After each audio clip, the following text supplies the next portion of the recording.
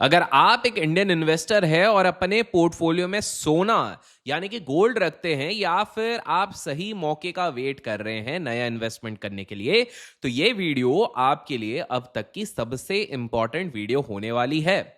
पिछले कुछ महीनों में गोल्ड मार्केट में जो उथल पुथल मची है उसने हर किसी को थोड़ा परेशान जरूर करके रख दिया है। आज हम कोई हवा हवाई बातें नहीं करेंगे बल्कि एकदम सॉलिड, एक्यूरेट और डायनेमिक फैक्ट्स के साथ समझेंगे कि आखिर चल क्या रहा है और आने वाले टाइम में आपको अपनी स्ट्रैटेजी कैसी बनानी चाहिए। तो चलिए शुरू करते हैं इस वीडियो को। मेक श्योर लाइक का बटन दबा दीजिए, इससे प्रोत्साहन मिलता है टाइमली अपडेट देने के लिए। सबसे पहले बात करते हैं उन नंबर्स की जो आपको हर बार चर्चे में सुनने को मिलती है। फॉर एग्जाम्पल जनवरी 2026, जी हाँ, जनवरी 2026 में गोल्ड ने एक ऐसा इतिहास रचा जिसके बारे में किसी ने सोचा भी नहीं था। इंटरनेशनल मार्केट में गोल्ड ने लगभग $5,589 पर आउंस का ऑल टाइम हाई टच कर लिया। अगर हम इंडियन मार्केट की बात करें तो 24 कैरेट गोल्ड का प्राइस लगभग 1,55,000 रुपए 10 ग्राम के लेवल पर टच कर गया है। लेकिन उस पीक के बाद से मार्केट में एक बहुत बड़ा करेक्शन आया। अभी लेट जून 2026 चल रहा है और इंटरनेशनल मार्केट में गोल्ड 4,000 रुपीज से $4,190 पर आउंस के बीच में ट्रेड कर रहा है। इंडियन मार्केट में भी अभी प्राइस थोड़ा कूल डाउन होकर 1,43,000 रुपीज पर 10 ग्राम्स के आसपास घूम रहा है। यानी अपने पीक से गोल्ड लगभग 25 से 27% नीचे आ चुका है। जो लोग पिछले साल के बूम को देखकर डर गए थे कि सोना हाथ से आएगा या निकल गया, उनके लिए यह करेक्शन एक बहुत बढ़िया अपॉर्चुनिटी बनकर सामने आया है। लेकिन सवाल यह उठता है कि जब गोल्ड इतना पावरफुल था तो इतना ज्यादा गिरा क्यों? और क्या यह गिरावट इस बात का संकेत है कि गोल्ड का बुल रन कंप्लीटली खत्म हो गया? चलिए इसको ना बिल्कुल आसान भाषा में समझने की कोशिश करते हैं। जब भी हम सोचते हैं कि सोना कब ऊपर जाएगा तो हम ये सोचते हैं कि कोई एक ऐसी अलग सी इवेंट होगी और प्राइस सडनली बढ़ जाएगा। रियलिटी ऐसी नहीं होती है। देखिए, गोल्ड हमेशा एक सिक्लिकल एसेट माना जाता है जो कुछ मेजरेबल इकोनॉमिक फोर्सेस के हिसाब से ही मूव करता है। जब जनवरी 2026 में प्राइस $5,589 पर गया था तो बड़े बड़े इंस्टीट्यूशनल इन्वेस्टर्स और ट्रेडर्स ने बहुत हैवी प्रॉफिट टेकिंग की थी। उन्होंने अपना मुनाफा बुक किया और मार्केट से थोड़ा पैसा निकाल लिया। दूसरा बड़ा रीजन था अमेरिकन सेंट्रल बैंक यानी यूएस फेडरल रिजर्व का स्टैंड। उन्होंने इंटरेस्ट रेट्स को लेकर जो हॉकिश मॉनेटरी पॉलिसी बनाई, यानी रेट्स को उन्होंने एक्सपेक्टेड से थोड़ा सा ज्यादा समय तक हाई रखा। उसकी वजह से यूएस डॉलर इंडेक्स, जिसे हम DXY कहते हैं, वो स्ट्रांग हो गया। जब भी डॉलर मजबूत होता है तो गोल्ड पर प्रेशर आता है क्योंकि दोनों के बीच एक इनवर्स रिलेशनशिप होता है।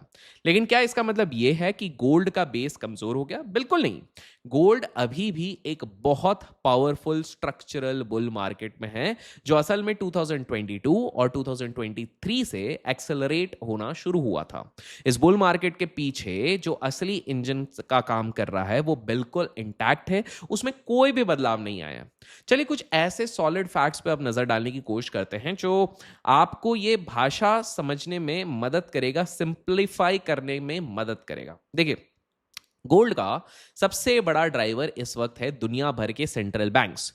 जब से रशिया यूक्रेन वॉर के बाद सैंक्शंस लगे तब से इमर्जिंग मार्केट्स के सेंट्रल बैंक्स ने यूएस डॉलर पर अपनी डिपेंडेंसी कम करने के लिए गोल्ड की परचेजिंग बहुत ज्यादा बढ़ा दी है। इस ट्रेंड को हम डी डॉलराइजेशन कहते हैं। क्या कहते हैं? Dedollarisation. साल 2025 में दुनिया भर के सेंट्रल बैंक्स ने मिलकर लगभग 863 टन सोना खरीदा। और अगर हम इस चलते हुए साल यानी 2026 की बात करें तो वर्ल्ड गोल्ड काउंसिल का डेटा बताता है कि सेंट्रल बैंक्स इस साल भी 700 से लेकर 900 टन तक सोना खरीदने के ट्रैक पर अभी भी हैं। सोचिए, जब इतने बड़े बड़े प्लेयर्स लगातार बाइंग करते हैं तो वो प्राइस को एक बहुत स्ट्रॉन्ग सपोर्ट यानी प्राइस फ्लोर दे देते हैं। इसके साथ ही 2025 में total global gold demand record 5,002 tonne तक पहुंच गई थी, जिसमें ओवर द काउंटर मार्केट भी शामिल है। पूरी दुनिया में जितना भी सोना आज तक निकाला गया है, जिसे हम अबव ग्राउंड स्टॉक्स कहते हैं, वो लगभग 2,19,891 टन है। 2000 नहीं, इतना ज्यादा टन है। अगर हम इसको आज के प्राइस के हिसाब से कैलकुलेट करें तो पूरे सोने की वैल्यू लगभग 20 से 30 ट्रिलियन डॉलर बैठती है। ये मार्केट इतना बड़ा है कि किसी भी बदलाव को आराम से हैंडल कर सकता है। बात करते हैं चार्ट्स की। फिलहाल हम लोग स्क्रीन पे देख रहे हैं गोल्ड का 4 घंटे का चार्ट ऑन पैक्स GUSD।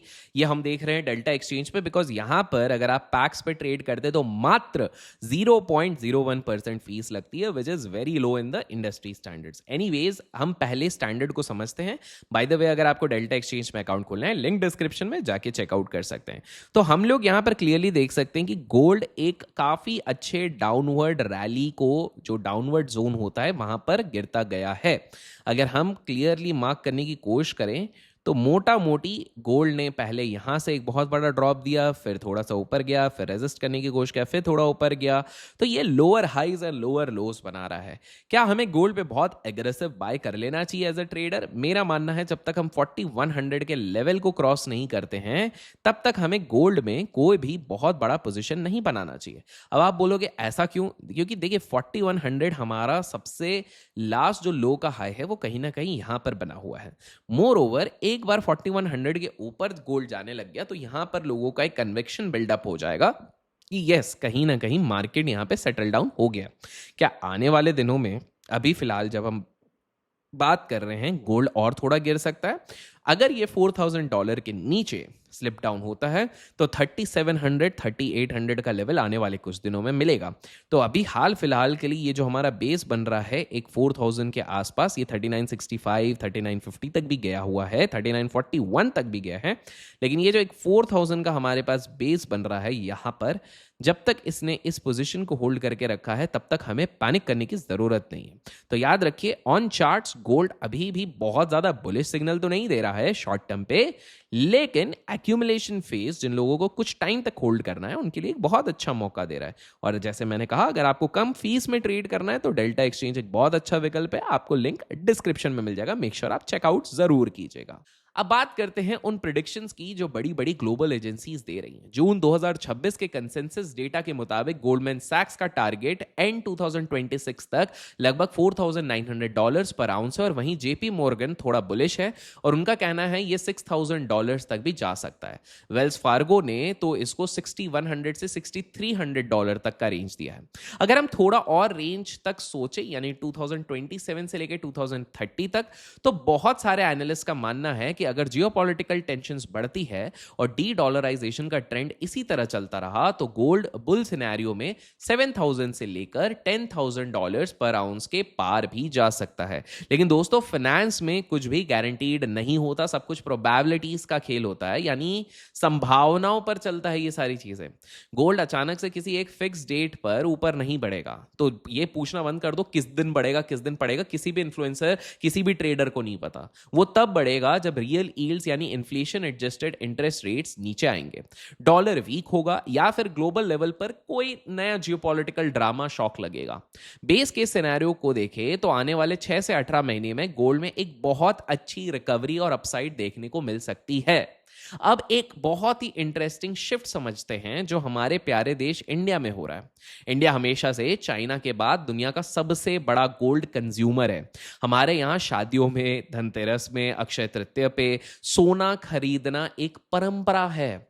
लेकिन अब इंडियन इन्वेस्टर्स का दिमाग बदल रहा है। पहले हम सिर्फ ज्वेलरी खरीदते थे, लेकिन अब हम इन्वेस्टमेंट डिमांड की तरफ बढ़ रहे हैं। वर्ल्ड गोल्ड काउंसिल के Q1 2026 के डेटा को देखें तो इंडिया की टोटल गोल्ड डिमांड 151 टन्स थी, जिसकी total value record 2275 billion INR यानी लगभग 25 बिलियन US डॉलर्स थी। इसमें सबसे हैरान करने वाली बात यह थी कि इन्वेस्टमेंट डिमांड यानी गोल्ड बार्स, कॉइन्स और गोल्ड ETFs की खरीदारी 54% बढ़कर 82 टन तक पहुंच गई, जो कि ज्वेलरी की डिमांड के बिल्कुल बराबर थी। इसका साफ मतलब है कि अब इंडियन हाउस होल्ड सोना को सिर्फ शौक के लिए नहीं बल्कि एक सीरियस एसेट क्लास और फाइनेंशियल सिक्योरिटी के रूप में देख रहे हैं। हमारे रिजर्व बैंक ऑफ इंडिया यानी RBI भी पीछे नहीं है। RBI के पास Q1 2026 तक लगभग 880.5 टन का गोल्ड रिजर्व हो चुका है, जो पिछले 10 साल में बहुत तेजी से बढ़ा है।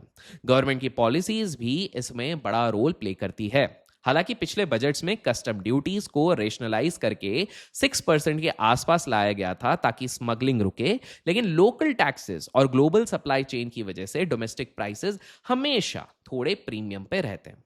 तो एक आम इंडियन इन्वेस्टर को इस सिचुएशन में क्या करना चाहिए, आप लोग ये सोच रहे होंगे। सबसे पहली बात, सोने को कभी भी शॉर्ट टर्म ट्रेडिंग के लिए मत यूज करो। आपको समझना पड़ेगा, अगर आप शॉर्ट टर्म ट्रेडिंग कर रहे हैं तो आप लेवरेज से कीजिए, लेकिन 1 से 2 दिन से ज्यादा आप उसको होल्ड ना करें, ये मेरा आपसे अनुरोध होगा। गोल्ड एक multi year structural long term asset है। अगर आप अपने पोर्टफोलियो को प्रोटेक्ट करना चाहते हैं तो गोल्ड सबसे बेहतरीन डाइवर्सिफायर है, क्योंकि इसका स्टॉक मार्केट और बॉन्ड मार्केट के साथ कोरिलेशन बहुत ही लो होता है, लगभग नंबर्स में बोलूं तो 0.1 से 0.3 के बीच। जब शेयर मार्केट गिरता है या फिर जब इन्फ्लेशन बढ़ता है, तब गोल्ड आपके पोर्टफोलियो को दोबारा से बचाता है। एक स्टैंडर्ड रूल के मुताबिक आपको अपने टोटल इन्वेस्टमेंट का 5 से 15% हिस्सा गोल्ड में जरूर रखना चाहिए। इंडियन इन्वेस्टर्स के लिए गोल्ड खरीदने के बहुत सारे आधुनिक तरीके भी हैं। अगर आपको फिजिकल स्टोर का झंझट नहीं चाहिए तो आप गोल्ड ETF, डिजिटल गोल्ड, इन सब के जरिए भी इन्वेस्ट कर सकते हैं। आपके पास ये सारे ऑप्शन होते हैं। आजकल टोकनाइजेशन और ब्लॉकचेन की वजह से डिजिटल गोल्ड को स्टोर करना और लिक्विड करना बहुत ज़्यादा आसान हो गया है। बहुत से लोग बिटकॉइन को डिजिटल गोल्ड कहते हैं, लेकिन याद रखिए क्रिप्टो का रिस्क प्रोफाइल बिल्कुल अलग होता है। बिटकॉइन में वोलैटिलिटी बहुत ज़्यादा होती है और उसके पीछे कई हज़ारों साल का फिजिकल बैकिंग का इतिहास है, जबकि गोल्ड ने सदियों से अपनी वैल्यू को मेंटेन रखा है। जैसे कि मैंने बताया, क्रिप्टो अगर आपको ट्रेड करना है तो डेल्टा एक्सचेंज का लिंक डिस्क्रिप्शन में चेकआउट जरूर कीजिएगा। याद रखिए, हर इन्वेस्टमेंट की तरह गोल्ड में भी कुछ रिस्क जरूर होते हैं जिसे आप इग्नोर नहीं कर सकते। सबसे बड़ा रिस्क होता है अपॉर्चुनिटी कॉस्ट। जब स्टॉक मार्केट बहुत तेजी से भाग रहा होता है और हर तरफ बुल रन होता है, तब गोल्ड थोड़ा शांत बैठ जाता है, क्योंकि इसमें कोई डिविडेंड या फिर इंटरेस्ट नहीं मिलता है। इसके अलावा अगर यूएस में इन्फ्लेशन पूरी तरीके से कंट्रोल में आ गया और वहां के इंटरेस्ट रेट फिर से बढ़ने लगे तो गोल्ड में थोड़ा और लंबा कंसोलिडेशन देखने को मिल सकता है।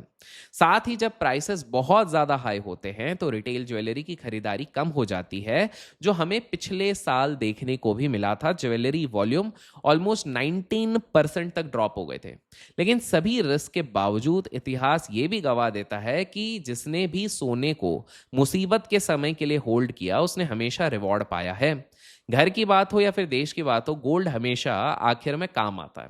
अगर आप आने वाले सालों की स्ट्रैटेजी बना रहे हो तो इस करंट जो करेक्शन चल रहा है उसको एक ब्लेसिंग समझिए। 1,55,000 के पीक के मुकाबले अभी का प्राइस आपको एक बहुत ही अट्रैक्टिव एंट्री पॉइंट दे रहा है। एक साथ बहुत सारा पैसा डालने की जगह अगर आप SIP, सिस्टमैटिक इन्वेस्टमेंट के रूप में अगर यहां पर थोड़ा थोड़ा गोल्ड एक्यूमुलेट करते हैं, डिजिटल या ETF, तो वो आपके लिए फायदेमंद हो सकता है।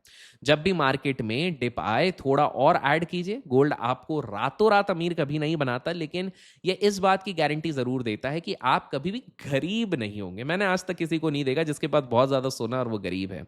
उम्मीद है आपको ये पूरी पिक्चर क्लियर्स में समझ में आओगे। मिलते हैं अगले वीडियो में। Till then keep learning, keep growing, keep investing and keep trading.